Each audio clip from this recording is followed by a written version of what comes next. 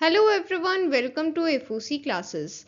This video is for class 12 physical activity trainer PAT code 845। आज की video में हम डिस्कस करने वाले हैं चैप्टर 1 असेसमेंट ऑफ स्टूडेंट्स। आज की वीडियो में हम ये सभी टॉपिक्स कवर करने वाले हैं जो आपके CBSE स्टडी मटेरियल में गिवन है। इसकी PDF आपको टेलीग्राम पर शेयर कर दी गई है एंड उसका लिंक डिस्क्रिप्शन में गिवन है। साथ ही PAT की कंप्लीट प्लेलिस्ट का लिंक भी डिस्क्रिप्शन में गिवन है, उसे भी आप चेक कर सकते हैं। Okay, so let us start the topic. Assessment is about learning. Assessment में हम बात करते हैं सीखने के बारे में। ट्रेडिशनली असेसमेंट बनाया जाता है ये देखने के लिए कि हमने क्या सीखा। एक स्कूल में एक असेसमेंट इसलिए इम्पॉर्टेंट होता है क्योंकि ये टीचिंग एंड लर्निंग एक्टिविटीज़ के लिए इम्पॉर्टेंट होता है। मीन्स अगर हम कुछ भी सीखते हैं, टीचर्स हमें कुछ भी सिखाते हैं, तो ये एसेस करना भी ज़रूरी है कि हमने कितना सीखा या फिर हमें कहाँ पर इम्प्रूवमेंट की ज़रूरत है। तो ये इम्प्रूवमेंट सिर्फ लर्निंग में ही नहीं, ये इम्प्रूवमेंट टीचिंग में भी हो सकता है। एंड टीचिंग एंड लर्निंग दोनों में इम्प्रूवमेंट करने के लिए टीचर्स एंड स्टूडेंट्स को ऐसी इन्फॉर्मेशन पता होनी चाहिए कि हमें कहाँ पर इम्प्रूवमेंट करना है, क्या इम्प्रूवमेंट करना है। अगर ये चीज़ हमें पता होगी तभी हम इम्प्रूव कर पाएंगे। तो ये चीज़ हमें कैसे पता चलती है?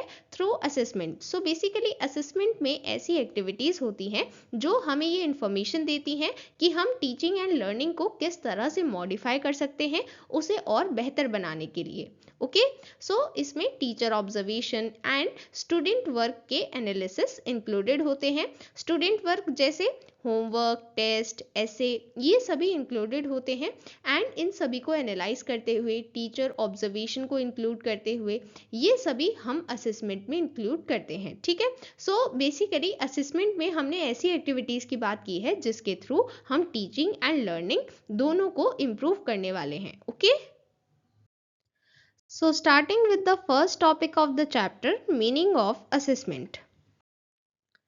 फिजिकल एजुकेशन की टर्म्स में असेसमेंट को इस तरह से डिफाइन कर सकते हैं: the act of making a judgement about something. Means किसी भी चीज़ के बारे में एक जजमेंट बनाना, एक कंक्लूजन बताना, इसे हम कहते हैं असेसमेंट। जैसे एग्जाम्पल के लिए हम यहाँ पर कंसिडर करते हैं कि आपके एनुअल एग्जाम्स का रिजल्ट मिला है। ठीक है, या तो आपको वहाँ पर ग्रेड गिवन होगी जैसे A या फिर B, इस तरह से ग्रेड गिवन होगी, या फिर आपको मैक्सिमम मार्क्स गिवन होंगे और फिर आपको आपके मार्क्स गिवन होंगे, ऑब्टेन मार्क्स, राइट। सो यहाँ पर आपको अगर ग्रेडिंग सिस्टम गिवन है, जैसे आपको सपोज A ग्रेड मिली है, तो आप ये इन्फरेंस, ये कंक्लूजन आप निकाल सकते हैं कि मेरे अच्छे मार्क्स आए हैं। एंड अगर आपको D ग्रेड मिलती है तो आप ये कंक्लूजन निकाल सकते हैं कि मेरे अच्छे मार्क्स नहीं आए हैं, मुझे इम्प्रूवमेंट की रिक्वायरमेंट है, राइट। सो इस तरह से आपको अलग अलग ग्रेड्स या फिर अलग अलग मार्क्स के बेसिस पर पता चला कि आप कहाँ पर स्टैंड करते हैं, राइट। आपके मार्क्स कैसे हैं ये आपको कैसे पता चला? Through this conclusion, through this judgement. So ये प्रोसेस जहाँ पर हम जजमेंट बनाते हैं, जहाँ पर हम किसी भी चीज़ के बारे में एक कंक्लूजन बताते हैं, उसे हम कहते हैं असेसमेंट। सो असेसमेंट एक ऐसा प्रोसेस है जिसके थ्रू स्टूडेंट लर्निंग को समझा जाता है। मीन्स जो स्टूडेंट है उसने क्या सीखा और कितने अच्छे से सीखा, ये चीज़ हमें समझ में आती है थ्रू असेसमेंट। जैसे आपके एग्ज़ाम होते हैं, आपको एग्ज़ाम में सिलेबस मिलता है, ठीक है। जैसे आपको बोला गया कि एम्प्लॉयबिलिटी स्किल्स में 5 चैप्टर्स हैं, ठीक है।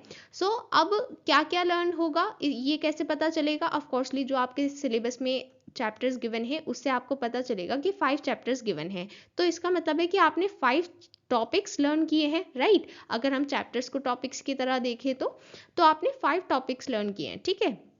अब ये कितने अच्छे से लर्न किए ये कैसे पता चलेगा? ये पता चलेगा आपके मार्क्स देखकर, क्योंकि अगर आपने अच्छे से लर्न किए हैं, आप उन्हें अच्छे से समझ गए हैं, तो आपके अच्छे मार्क्स आएंगे। बट अगर आप उन्हें समझे नहीं हैं अच्छे से, या फिर कहीं पर कोई प्रॉब्लम है, तो उस वजह से आपके मार्क्स भी अफेक्ट होंगे, जिस वजह से हमें पता चलेगा कि आपने अच्छे से लर्न नहीं किया है, ठीक है। तो यहाँ पर असेसमेंट हमें ये 2 चीज़ें समझने में हेल्प करता है। ओके,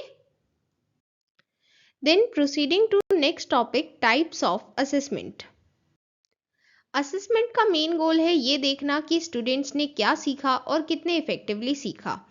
हमें दो की पॉइंट्स ध्यान रखने हैं असेसमेंट ऑप्शन डिज़ाइन करते टाइम। सबसे पहला, you can not assess it if you don't teach it. Means अगर हमने कुछ सिखाया नहीं है तो हम उसका असेसमेंट भी नहीं कर सकते। जैसे अगर आपका एग्ज़ाम है तो आपके एग्ज़ाम के लिए जो सिलेबस गिवन था उसमें जो चैप्टर्स थे सिर्फ उन्हीं से क्वेश्चंस आएंगे एग्ज़ाम में। और अगर कोई ऐसा चैप्टर है जो आपके सिलेबस में है ही नहीं और उस चैप्टर से भी क्वेश्चन पूछा गया है, तो भले ही वो क्वेश्चन एग्जाम में पूछ लिया जाए जो आउट ऑफ सिलेबस है, बट वो क्वेश्चन वैलिड नहीं होगा। क्यों नहीं होगा? क्योंकि हम एक ऐसी चीज का असेसमेंट नहीं कर सकते जो सिखाई नहीं गई है, पढ़ाई नहीं गई है। ठीक है। Then you can't assess without a goal. Means एक गोल का होना जरूरी है। हमें क्या गोल अचीव करना है ये हमें पता होना चाहिए, उसी के बेसिस पर हम असेसमेंट कर सकते हैं। जैसे आपका कोई भी एग्जाम हो उसमें आपको मैक्सिमम मार्क्स गिवन होते हैं। क्यों गिवन होते हैं? ताकि आपको ये पता रहे कि अल्टीमेट गोल क्या है। मीन्स आप इतने मार्क्स अचीव कर सकते हैं जो मैक्सिमम मार्क्स लिखे हैं। जैसे आपके बोर्ड एग्जाम्स में 100 मार्क्स होते हैं हर एक सब्जेक्ट के लिए, राइट। अगर आपको ये 100 मार्क्स दिए ही ना हो तो कोई स्टूडेंट 20 मार्क्स लेकर आ रहा है, कोई स्टूडेंट 400 मार्क्स लेकर आ रहा है, तो क्या ऐसे में कोई असेसमेंट हो पाएगा? नहीं हो पाएगा। यहाँ पर असेसमेंट करने के लिए जरूरी है कि हमारे पास एक गोल हो। ठीक है। Next we have to study about types of assessment. यहाँ पर 4 टाइप्स गिवन है। Starting with the first one, teacher observation. Physical education classes में सबसे ज़्यादा कॉमन फॉर्म है असेसमेंट के लिए टीचर ऑब्जर्वेशन। टीचर ऑब्जर्वेशन में टीचर खुद ऑब्जर्व करते हैं स्टूडेंट्स को सो दैट उनका असेसमेंट किया जा सके। इसके लिए वो अलग अलग टेक्निक्स यूज़ करते हैं, जैसे टीचर चेकलिस्ट एंड सबसे ज़्यादा वैल्यूएबल टेक्निक्स मानी गई हैं back of the wall technique and scanning. And ये आपसे एग्जाम में भी पूछा जा सकता है। ठीक है। टीचर ऑब्जर्वेशन के लिए सबसे ज्यादा वैल्यूएबल टेक्निक्स के नेम। आपको ये लर्न करना है। ओके। एंड यस, यहाँ पर आपको ये भी ध्यान रखना है कि टीचर को एक्टिविटी एरिया के बाहर रहना है सो दैट वो प्रॉपरली ऑब्जर्व कर पाए। Okay. Next is homework. Homework एक ऐसा काम होता है जो स्टूडेंट को दिया जाता है फिजिकल एजुकेशन क्लास के बाहर कंप्लीट करने के लिए। मींस फिजिकल एजुकेशन क्लास की एक्टिविटीज अलग हैं, उसके बाद में उसे एक्टिविटीज दी जाएंगी या फिर ऐसा काम दिया जाएगा जो उसे वहां पर क्लास में नहीं करना है, क्लास के बाहर करना है। वो घर पर करें या फिर अपने फ्री टाइम में करें, बट उन्हें वो काम करना है। एंड वो क्यों यूज किया जा रहा है? सो दैट उनकी स्किल्स को, उनके कॉग्निटिव अंडरस्टैंडिंग को इम्प्रूव किया जा सके, एनहांस किया जा सके। इसमें अलग अलग टास्क इंक्लूडेड होते हैं, जैसे असाइनमेंट लिखना, लाइक रिपोर्ट किसी भी स्पोर्टिंग इवेंट पर। इस तरह के वर्क यहाँ पर इंक्लूडेड होते हैं। Okay. Then next is peer observation. कई बार ऐसा होता है कि जो स्टूडेंट्स हमारे साथ उसी एक्टिविटी को परफॉर्म कर रहे हैं वो हमें ज़्यादा अच्छे से ऑब्जर्व कर सकते हैं किसी पर्टिकुलर एलिमेंट से रिलेटेड। ऐसे में टीचर्स हमें टास्क देते हैं कि आपको ये पर्टिकुलर एलिमेंट एनालाइज करना है एंड उसके बेसिस पर आपको एक दूसरे को फीडबैक देना है। तो ऐसे सेलेक्टेड फीडबैक देने के लिए परफॉर्मेंस के बारे में हम यूज करते हैं peer observation. Then next is self assessment. Basically students को एक ऐसी अपॉर्चुनिटी प्रोवाइड करते हैं सेल्फ असेसमेंट के थ्रू कि वो खुद को एनालाइज कर पाएं। जब वो किसी भी एक्टिविटी को परफॉर्म कर रहे हैं तो वो उसके बहुत सारे कंपोनेंट्स खुद से इवेल्युएट कर सकते हैं, या फिर जब वो कोई स्किल सीख रहे हैं तो उसके बिगनिंग फेज में भी वो सेल्फ असेसमेंट कर सकते हैं, ये देखने के लिए कि हम कितना सीख रहे हैं। ओके। यहाँ पर अगर हम किसी भी स्टूडेंट को कह रहे हैं कि आपको सेल्फ असेसमेंट करना है, तो भले ही वो कभी भी यूज करे सेल्फ असेसमेंट को, बट सेल्फ असेसमेंट कंप्लीट होने से पहले हमें स्टूडेंट को इतनी अपॉर्चुनिटी देनी है कि वो सभी कंपोनेंट्स को अच्छी तरह से प्रैक्टिस कर पाए। ठीक है। देन यहाँ पर एक एग्जाम्पल गिवन है। इस तरह का एग्जाम्पल आपके एग्जाम में नहीं पूछा जाएगा, बट आपकी अंडरस्टैंडिंग के लिए यहाँ पर गिवन है, आपको समझ में आ जाए कि सेल्फ असेसमेंट किस तरह से करते हैं। सेल्फ असेसमेंट करने के लिए हम कंपोनेंट्स मेंशन करेंगे एंड यहाँ पर हम मेंशन करेंगे कि क्या हम उसमें अच्छे हैं या फिर हमें उसमें और डेवलपमेंट की रिक्वायरमेंट है, इम्प्रूवमेंट की रिक्वायरमेंट है। और अगर हम कंफ्यूज्ड हैं तो हम अपनी टीचर से कंसल्ट करना चाहते हैं। सो इस तरह के कॉलम्स हमने यहाँ पर प्रोवाइड किए हैं सेल्फ असेसमेंट के लिए। Okay, then proceeding to next topic, factors influencing assessment. ऐसे कुछ फैक्टर्स हैं, 3 फैक्टर्स गिवन हैं जो असेसमेंट को इन्फ्लुएंस करते हैं। सो चलिए इनके बारे में डिटेल में डिस्कस करते हैं। सबसे पहले फिजिकल फैक्टर्स जैसे age, developmental level, physical disabilities, general health, ये सभी असेसमेंट को इन्फ्लुएंस करते हैं। जैसे अगर किसी स्टूडेंट को फिजिकल डिसेबिलिटीज हैं तो ऐसे में उसको कंसिडर किया जाना चाहिए। देन यहाँ पर एक एग्जांपल गिवन है, जनरल हेल्थ कंडीशन की एक चेकलिस्ट है। सो इस तरह से चेकलिस्ट बनाई जा सकती है जहाँ पर येस एंड नो के कॉलम है। सो उसमें अलग अलग क्वेश्चंस होंगे एंड हमें इसके बेसिस पर यहाँ पर हमें देखना होगा कि स्टूडेंट ने खाना खाया कि नहीं, स्टूडेंट ने एनफ स्लीप ली कि नहीं। तो ये सभी जनरल हेल्थ की कंडीशंस हैं। सो ये सभी हम यहाँ पर इंक्लूड कर सकते हैं। ठीक है, देन कुछ फैक्टर्स स्कूल से रिलेटेड हैं, जैसे स्टूडेंट सेफ फील करता है स्कूल में या फिर नहीं, स्टूडेंट स्कूल से कनेक्टेड फील करता है या फिर नहीं। ये सभी चीज़ें जो स्कूल से रिलेटेड हैं ये सभी इस चेकलिस्ट में मेंटेन कर सकते हैं। देन टीचर से रिलेटेड भी कुछ फैक्टर्स होते हैं। हर एक टीचर का अपना स्टाइल होता है पढ़ाने का, एंड जो टीचर पढ़ाते हैं मींस जो कंटेंट वो पढ़ा रहे हैं वो तो सेम है, हर टीचर वही कंटेंट पढ़ाएगा जो आपके सिलेबस में है, बट जिस तरह से पढ़ाएंगे वो चीज़ डिफरेंट होगी। सो यहाँ पर टूल्स डिफरेंट होते हैं जिनके थ्रू पढ़ाया जाता है। जैसे वो डिफरेंट लैंग्वेज यूज़ कर सकते हैं, डिफरेंट मैनेजमेंट स्किल्स यूज़ कर सकते हैं, एंड उनका इंट्रैक्शन का वे अलग होता है। सो ऐसे में जो टीचर हैं उनकी फिजिकल एंड मेंटल स्टेट कैसी है, एंड उन्हें टेस्ट मटेरियल का कितना नॉलेज है, एंड टेस्टिंग एनवायरनमेंट से वो कितने फेमिलियर हैं, ये सभी चीज़ें असेसमेंट को इम्पैक्ट करती हैं। Okay, then there are different assessment tools, checklist, assessment rubric and benchmark. So किसी भी असेसमेंट को कंडक्ट करने के लिए डिफरेंट टूल्स की रिक्वायरमेंट होती है। चेकलिस्ट एक टूल है जिसे हम यूज़ करते हैं अपने असेसमेंट को और ज़्यादा ऑर्गेनाइज करने के लिए, एंड इम्पॉर्टेंट टास्क हो गए हैं, कंप्लीट हो गए हैं, ये वेरीफाई करने के लिए। सो चेकलिस्ट जैसा कि नेम से इंडिकेट हो रहा है, यहाँ पर हम एक लिस्ट बनाएंगे जिसमें हम चेक करेंगे, मीन्स टिक लगाएंगे। सो बेसिकली यहाँ पर हम कुछ इंपॉर्टेंट टास्क नोट डाउन कर लेंगे, एंड फिर वो टास्क कंप्लीट हुआ है या फिर नहीं वो चीज़ हमें वहाँ पर इजीली पता चल जाएगी, एंड ऑफ कोर्सली हम वहाँ पर इंपॉर्टेंट टास्क ही मेंशन करेंगे। ठीक है, सो इससे हमारा असेसमेंट ज़्यादा ऑर्डरली एंड सिस्टमैटिक मैनर में हो पाएगा। ओके, सो यहाँ पर एक एग्जाम्पल गिवन है, असेसमेंट के लिए चेकलिस्ट बनाई है। तो सबसे पहले यहाँ पर बनाएंगे प्री असेसमेंट। सो प्री असेसमेंट में यहाँ पर कुछ टास्क हैं जो हमें असेसमेंट से पहले कंप्लीट करने होंगे। सो उसके लिए हमने ये सभी टास्क लिखे हैं और फिर यहाँ पर कॉलम बनाए हैं डन एंड नॉट डन।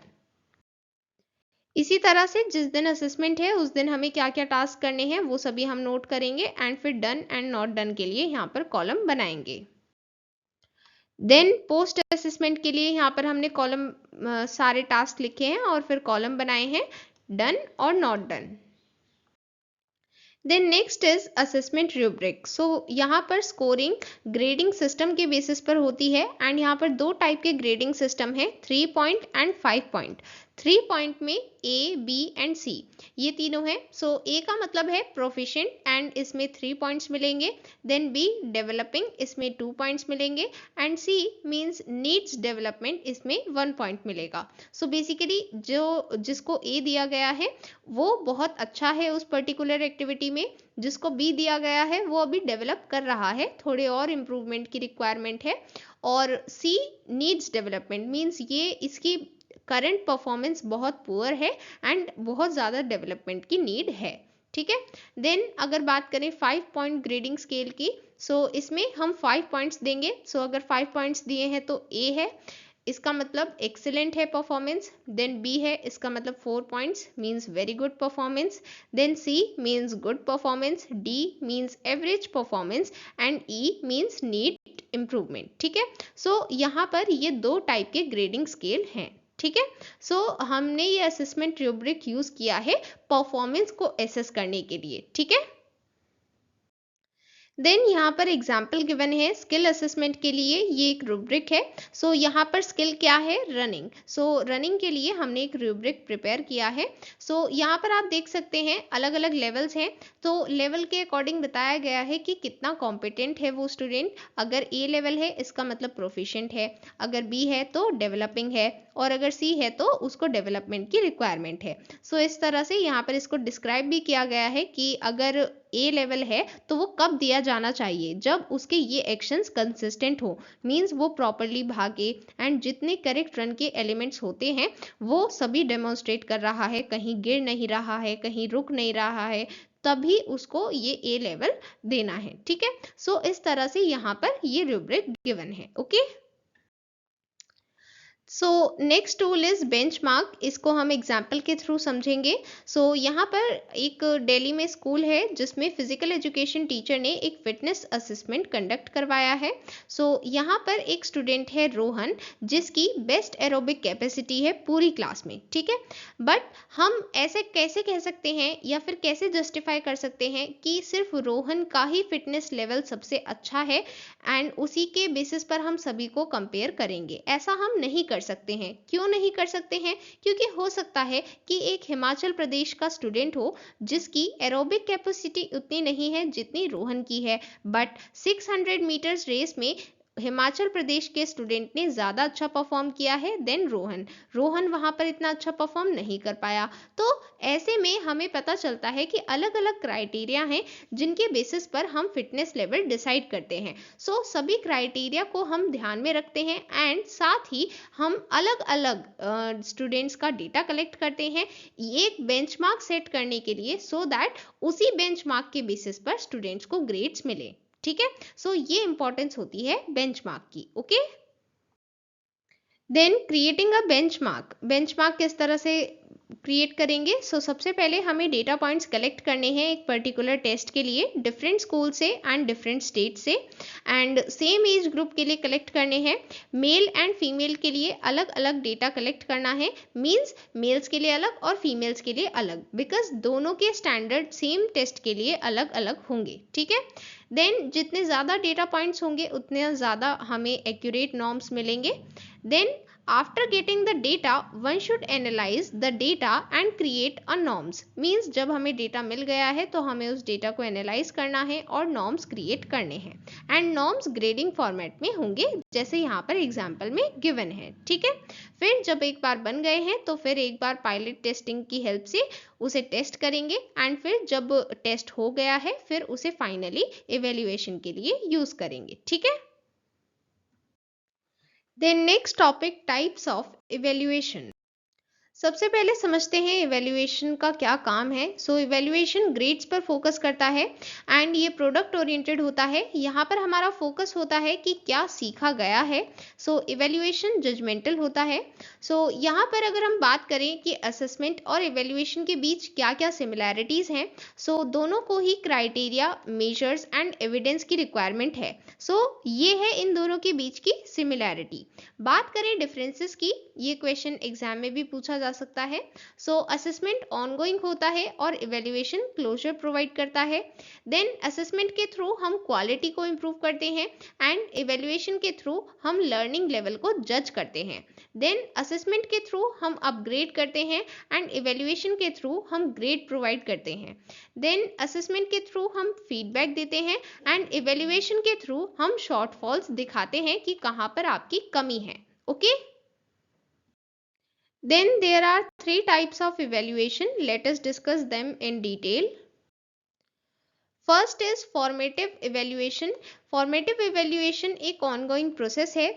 इसमें हम स्टूडेंट्स के लर्निंग प्रोग्रेस को मॉनिटर करते हैं, इवेल्युएट करते हैं एंड इसमें स्टूडेंट्स एंड टीचर्स दोनों को फीडबैक प्रोवाइड किया जाता है।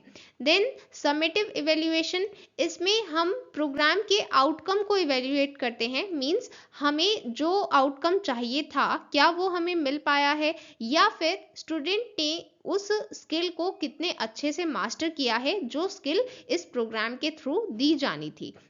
उस स्किल को कितने अच्छे से मास्टर किया गया है, ये चीज़ हम कोर्स के एंड में इवेल्युएट करते हैं थ्रू समेटिव इवेल्युएशन।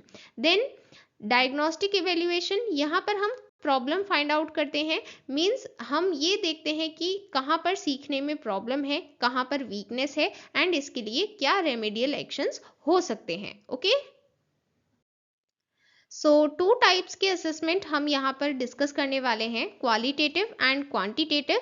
दोनों के लिए असेसमेंट प्लानिंग भी डिस्कस करेंगे, एंड कुछ स्टेप्स सिमिलर होंगे दोनों में, कुछ स्टेप्स डिफरेंट होंगे, दोनों चीज़ें हम डिस्कस करेंगे। सबसे पहले स्टार्ट करते हैं क्वालिटेटिव असेसमेंट के साथ।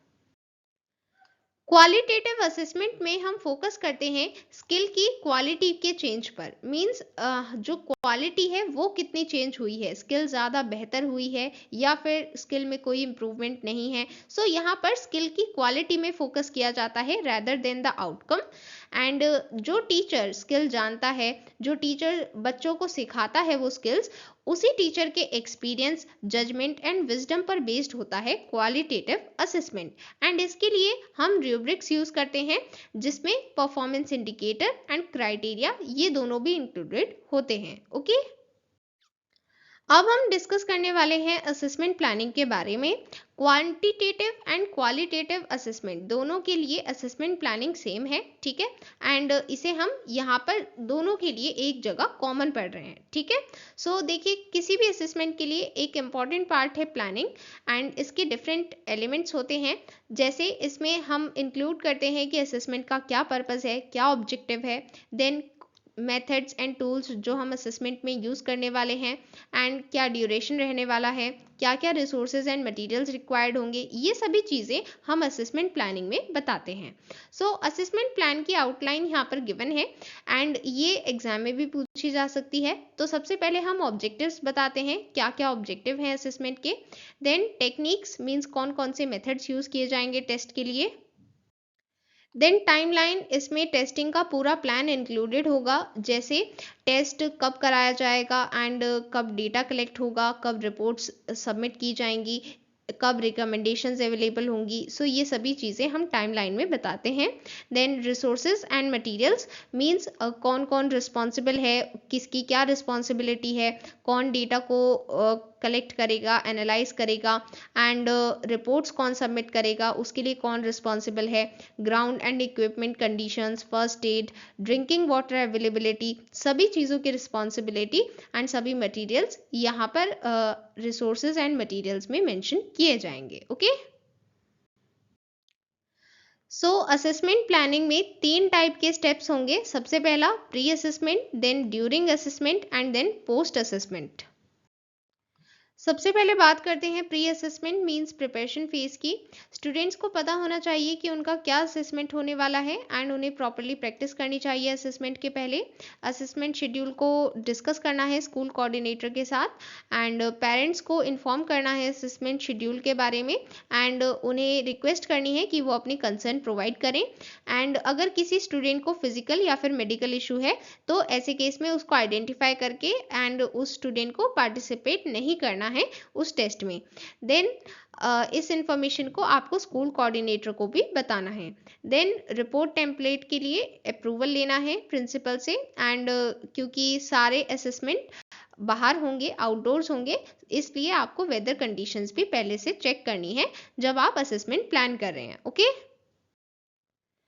देन स्टूडेंट्स का डेटा कलेक्ट करना है through programme coordinator, and students data reverify करना है, क्रॉस चेक करना है क्लास अटेंडेंस रजिस्टर के साथ, एंड फिक्स करना है अगर कोई गलती है तो। देन स्टूडेंट्स का डेटा कलेक्ट होने के बाद on ground input sheets generate करनी है, एंड इक्विपमेंट लिस्ट चेक करनी है, सभी चीज़ें अवेलेबल होनी चाहिए असेसमेंट के लिए। एंड अगर कोई चीज़ डैमेज्ड है, यूजेबल नहीं है, तो स्कूल कोऑर्डिनेटर को इन्फॉर्म करना है एंड टाइमली रिप्लेस करना है। देन ग्राउंड मार्किंग को पहले से कंप्लीट रखना है एंड ड्रिंकिंग वाटर अवेलेबिलिटी होनी चाहिए, फर्स्ट एड असिस्टेंस होना चाहिए एंड स्कूल नर्स अगर इन्वॉल्व है तो उनको भी पूरा प्रोसेस एक्सप्लेन करना है। ठीक है। देन जिस दिन असेसमेंट होगा आपको असेसमेंट एरिया विजिट करना है, देखना है कि वो सेफ है या फिर नहीं, वहाँ पर कुछ ऐसी चीज़ें ना हो जिसकी वजह से किसी को इंजरी हो जाए। देन सभी स्टेशंस मार्क्ड होने चाहिए एंड स्टूडेंट्स को इन्फॉर्म करना है कि किस तरह से एक्टिविटीज़ होने वाली हैं एंड क्लियरली रूल्स को एक्सप्लेन करना है एंड क्रॉस चेक करना है कि स्टूडेंट्स को प्रॉपरली समझ में आया है कि नहीं, कभी कोई गलत समझ जाए या फिर किसी को कोई इंस्ट्रक्शन प्रॉपरली समझ में ना आए एंड स्टूडेंट्स को अपॉर्चुनिटी देनी है कि वो अपने डाउट्स को क्लैरिफाई कर पाएँ। अगर उन्हें कोई भी डाउट है, कोई भी क्वेश्चन है, क्वेरी है, तो वो पूछ पाएँ। ओके। स्टूडेंट्स की अटेंडेंस लेनी है, इक्विपमेंट्स की सेफ्टी को चेक करना है एंड स्टूडेंट्स को वार्म अप के लिए कहना है इससे पहले टेस्ट स्टार्ट हो एंड स्टूडेंट्स को इनकरेज करना है कि वो ज़्यादा से ज़्यादा पानी पिएं ताकि फ्लूइड्स लॉस ना हो हॉट डेज में स्पेशली। देन इनपुट्स को रीचेक करना है सेशन को कंक्लूड करने से पहले, ख़त्म करने से पहले एंड अगर कहीं भी कोई गलती है, कोई एरर है, तो ऐसे में स्टूडेंट को रीटेस्ट करना है एंड अगर स्टूडेंट्स का टेस्ट कंप्लीट हो गया है तो कूल डाउन एक्सरसाइज के बाद स्टूडेंट्स को टेस्टिंग एरिया को लीव करने के लिए अलाउ करना है। ओके। पोस्ट असेसमेंट, असेसमेंट के बाद क्या क्या स्टेप्स लेने हैं। सबसे पहले आपको कोऑर्डिनेटर को इन्फॉर्म करना है कंक्लूजन के बारे में। देन आपको वेल चेक करना है डेटा को और फिर उसे अपलोड करना है एक्सेल शीट्स में। फिर इसके बाद आपको कोऑर्डिनेटर के साथ कम्युनिकेट करना है रिपोर्ट जनरेशन की डेट के बारे में एंड उसे ड्यू डेट पर कलेक्ट करना है एंड देखना है रिपोर्ट में कोई पॉसिबल एरर तो नहीं है, जैसे नेम या जेंडर में कोई एरर हो सकता है, ये एरर चेक करना है। Then hand over the reports to the coordinator. अगर इंस्ट्रक्ट किया जाता है तो असेसमेंट रिपोर्ट क्लास टीचर्स को देनी है डिस्ट्रीब्यूशन के लिए and update the information to the coordinator about distribution of report. ये इन्फॉर्मेशन भी कोऑर्डिनेटर को देनी है। ओके। सो ये सभी स्टेप्स थे जो आपको असेसमेंट के पहले, असेसमेंट के टाइम एंड असेसमेंट के बाद लेने हैं। ठीक है। सो ये कैटेगरीज में गिवन थे एंड इसी तरह से आपसे एग्जाम में भी पूछा जा सकता है। ठीक है। इससे रिलेटेड सैम्पल पेपर में भी क्वेश्चन था एंड ऐसा क्वेश्चन पूछा जा सकता है एग्जाम में जहां पर आपको स्पेसिफिकली मेंशन किया जाए कि आपको कौन से स्टेप्स मेंशन करने हैं। ठीक है। इसलिए आपको हर एक टाइप के स्टेप्स लर्न करने हैं। ठीक है। Then next is quantitative assessment. जैसा कि नेम इंडिकेट कर रहा है, यहाँ पर हमारा फोकस रहेगा क्वांटिटी मीन स्कोर पर। सो बेसिकली यहाँ पर फिटनेस टेस्ट कंडक्ट कराए जाएंगे जो सबसे ज़्यादा कॉमनली यूज्ड असेसमेंट है फिजिकल एजुकेशन में एंड इसमें स्टूडेंट के स्कोर को कंपेयर किया जाएगा नॉर्म्स टेबल के साथ एंड फिर रेटिंग दी जाएगी। सो ये क्वांटिटेटिव असेसमेंट का एक एग्जाम्पल है। ओके। देन फिटनेस टेस्ट के अलग अलग कंपोनेंट्स होंगे एंड यहाँ पर अलग अलग टेस्ट होंगे। So let us discuss each of them. Aerobic capacity means वो कैपेसिटी जिसकी वजह से आप किसी भी एक्टिविटी को लॉन्गर ड्यूरेशन तक सस्टेन कर सकते हैं ऑक्सीजन की प्रेजेंस में। इसके लिए beep test and 600 metres run और वॉक एज टेस्ट यूज कर सकते हैं। ओके। सो हर एक एक्टिविटी के लिए जो हम यहाँ पर डिस्कस करने वाले हैं, हर एक कंपोनेंट के लिए आपको टेस्ट गिवन होंगे एंड ये टेस्ट आपसे एग्जाम में पूछे जा सकते हैं। ठीक है। या फिर किसमें क्या पर्टिकुलर टेस्ट स्कोर होगा ये आपसे पूछा जा सकता है। ठीक है। Then anaerobic capacity means oxygen की एब्सेंस में हम किसी एक्टिविटी में कितना maximum amount of force generate कर रहे हैं, ये हम एनारोबिक कैपेसिटी के थ्रू इंडिकेट करते हैं। इसके लिए 30 मीटर रन टेस्ट कंडक्ट कर सकते हैं। इसमें हम एक प्री डिफाइंड सेफ एरिया में दो लाइंस बनाएंगे, एक स्टार्ट लाइन एक फिनिश लाइन एंड दोनों के बीच उस डिस्टेंस को कंप्लीट करने के लिए मिनिमम टाइम सेकेंड्स में यही टेस्ट स्कोर होगा। ओके। देन फ्लेक्सिबिलिटी मेजर करने के लिए sit and reach test conduct कराया जाएगा। इसमें स्कोर होगा, टेस्ट स्कोर होगा डिस्टेंस जो कवर किया गया है एंड इसे सेंटीमीटर्स में मेजर करेंगे। Okay.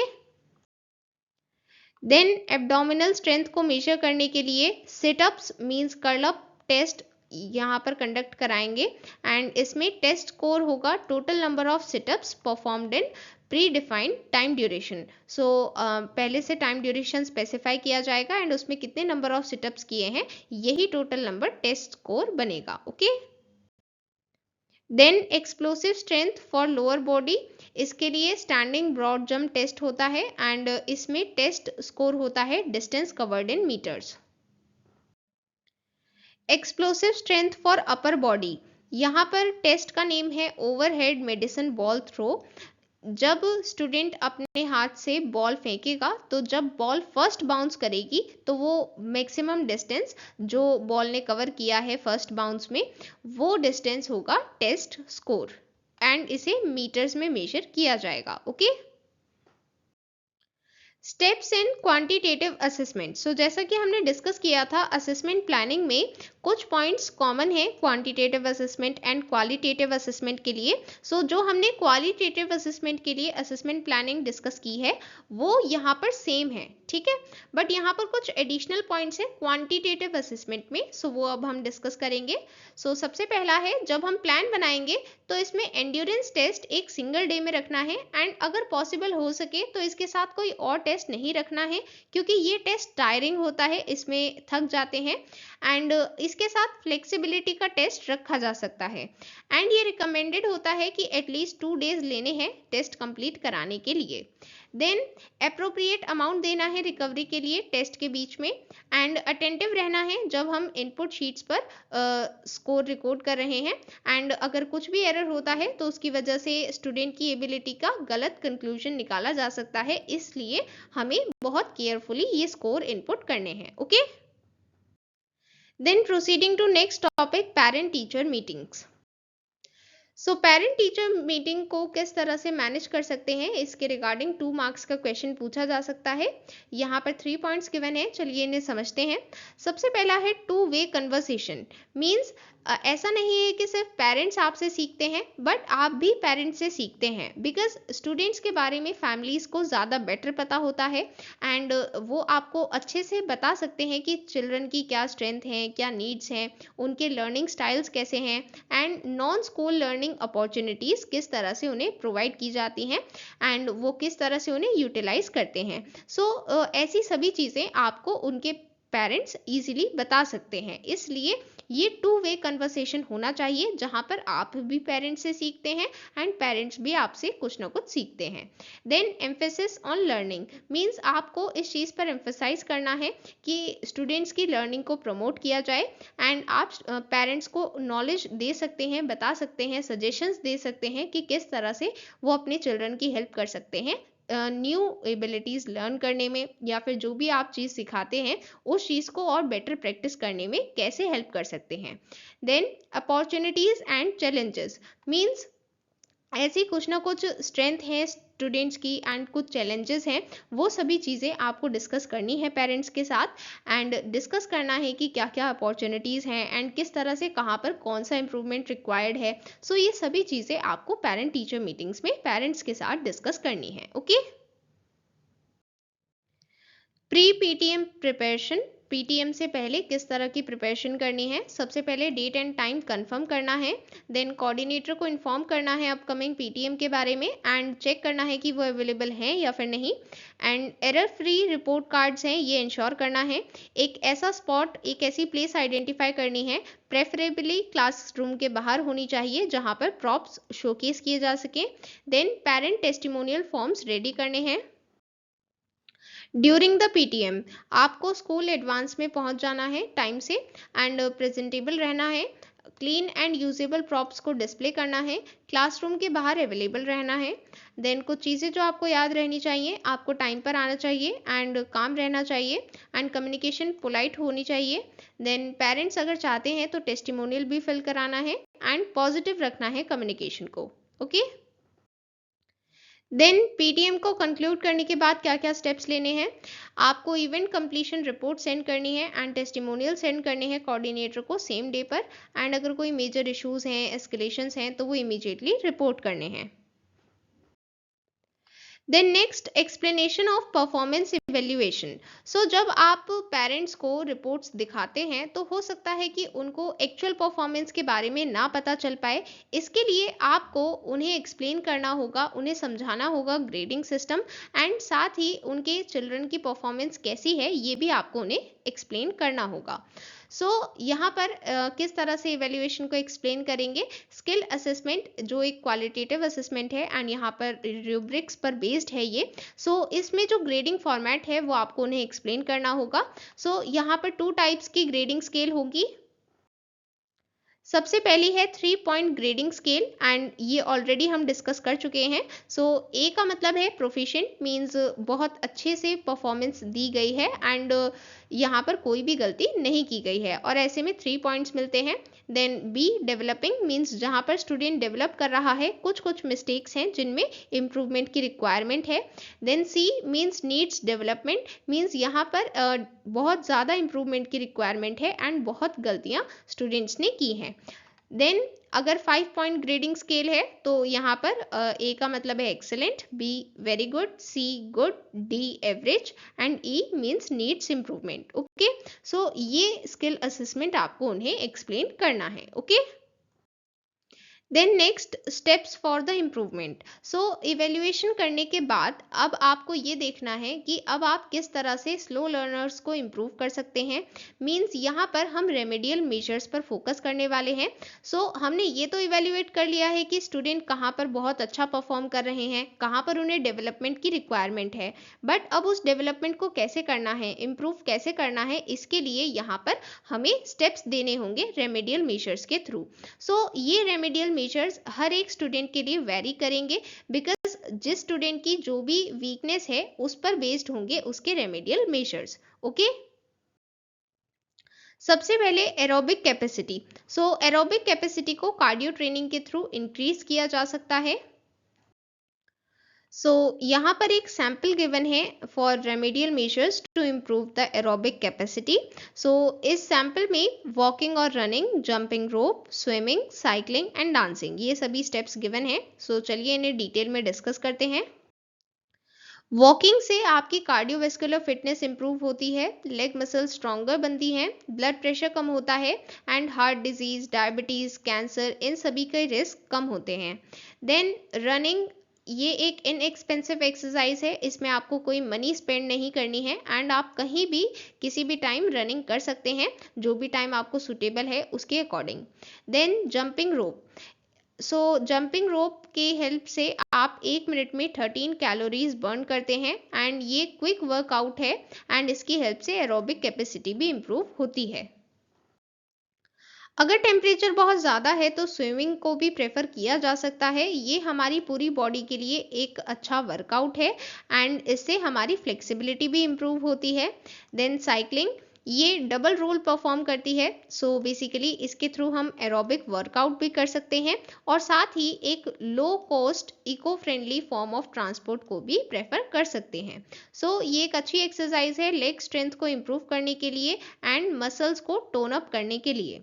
Then dancing, faster styles of dancing हमें हेल्प करते हैं एरोबिक वर्कआउट करने में एंड हमारी फ्लेक्सिबिलिटी को इम्प्रूव करने में, साथ ही हमारी बोन स्ट्रेंथ भी इम्प्रूव होती है एंड हम इंजॉय भी करते हैं।